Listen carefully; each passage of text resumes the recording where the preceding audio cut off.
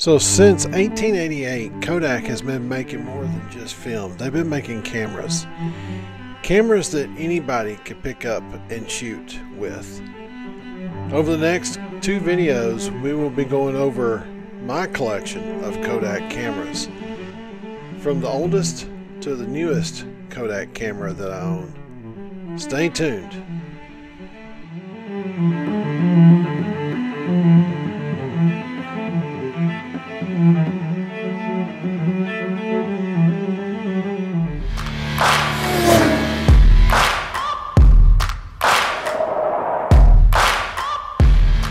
What's going on, my filmmakers and photographers? How in the world are you doing? I hope this video is finding you well. So, this series is going over four Kodak cameras that I own from the past. I'm going to do two cameras in this video because we're going to take a really hard look at a couple of them. Next video we'll have two cameras that are more of the modern era. Not digital still, but more of the modern era. Let's start off with this one. This is the Kodak Brownie Target 620. It is a basic metal box, which I find that a little bit deceiving because the only metal really on the front of this camera, because the rest of it's cardboard and leather or something of that nature. Art Deco design that was introduced in 1946 and continued up to 1952. Uses 620 roll film, produces 2 by 1/4 by 3 1/4 negatives, and has a lever to select two f-stops at about f11 and f16. The camera also has sliding f-stop tab, f11, f16, and a B setting tab for bulb exposure. So I can definitely demonstrate the different exposures, f-stops, or the different exposures, which is the f11. Thing is, you just saw it, I think. Let's do it again. So when you have it on bulb setting, you pull this little tab out and then it stays open, see that, until you let go of it. Two ways of viewing your subject in this camera. Both are mirrored sight glass. This mirror had come out at some point and I re-glued it in. You'll see that one there. That one, the side glass is really rough on it.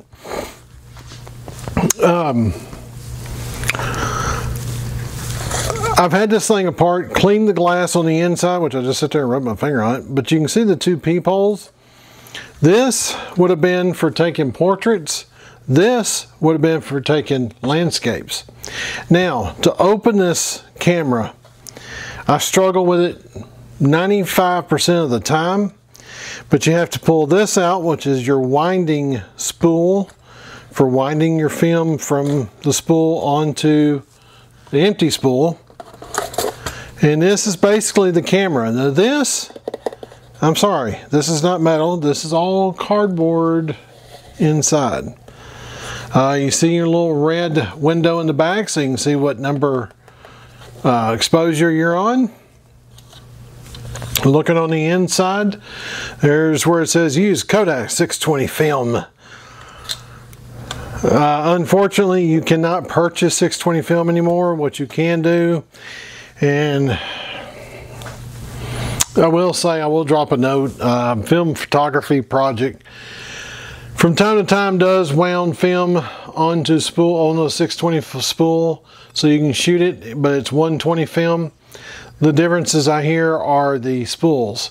This is an original 620 spool.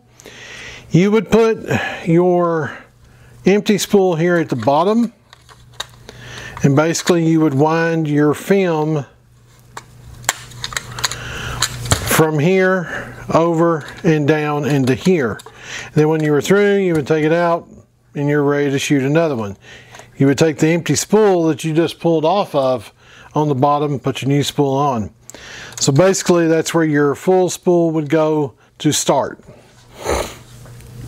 Now, looking at the camera on the inside, the body, this part is all metal. This is cardboard on the inside. And once again, I'll show you the shutter. See if I've got this in the right spot. You can see the shutter working. Do it again, and there it is open. And of course back then, you can still do it today, you would use a count method of how long to leave the film exposed. Plain and simple little camera. I mean very basic, cheap camera to make. And that was Kodak's whole thing, is let's make them where people can afford them. And as you saw in the beginning of the video, some of their slogans back then regarding cameras. Everybody, you know, it's not a real vacation if you don't have pictures and a camera to prove it. So anyway, this is the Brownie Target 620. Right there it says Eastman Kodak Company, made in the USA. But this one's kind of rough. It's fixing to go back indoors. All these cameras I'm keeping indoors, stay indoors. And I don't know, I had thought about getting a spool of, you can also buy 120 film, roll it onto a 620 spool in a dark cloth or dark tint and go and shoot it. I thought about trying it, but I don't know. That's the other thing. There's no tripod mount for this. You would have to hand hold it, which, I mean, least amount of shake and you're gonna have a blurry picture.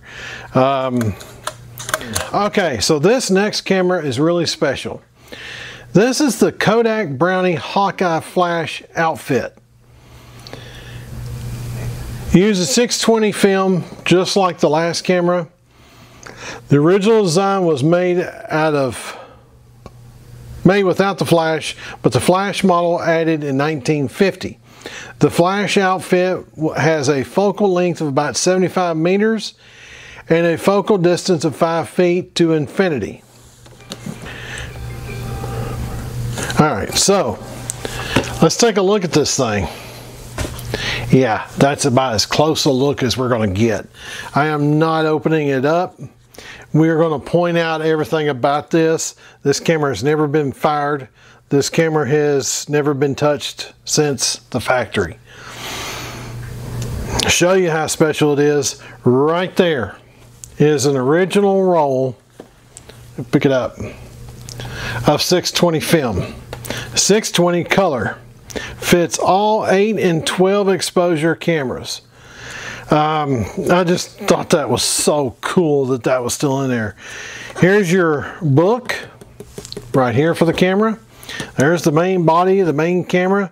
I mean, look at the glass. It's still just 100% in there. Now, I don't know if these are mercury batteries or not. I doubt it, but there's 2 AA's from the 50s. From the 50s, guys, gals, peoples of all shapes and sizes. And it came with flash bulbs and the flash. All in the box. Never been opened. Isn't that cool? That's just, I think it's the coolest thing ever. This is a proud piece on our, inside our house. We keep it where nobody can really get to it. That's where you would mount the flash. There's your winding knob for the film, and there's your fire button for the camera itself. Man, it's just take it in. Are you looking at it for a minute? Because you don't get any more prime new than this.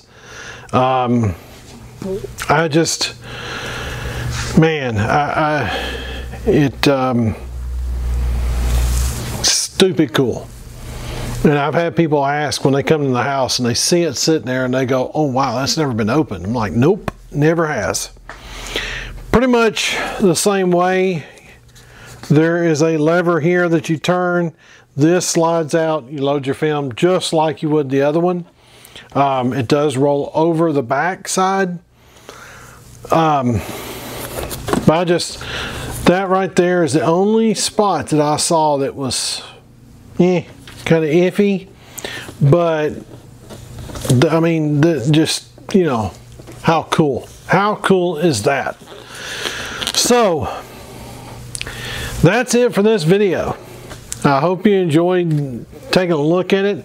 Like I said, the next video is going to have 2 more cameras in it of a newer era, and one of them having film developed right now.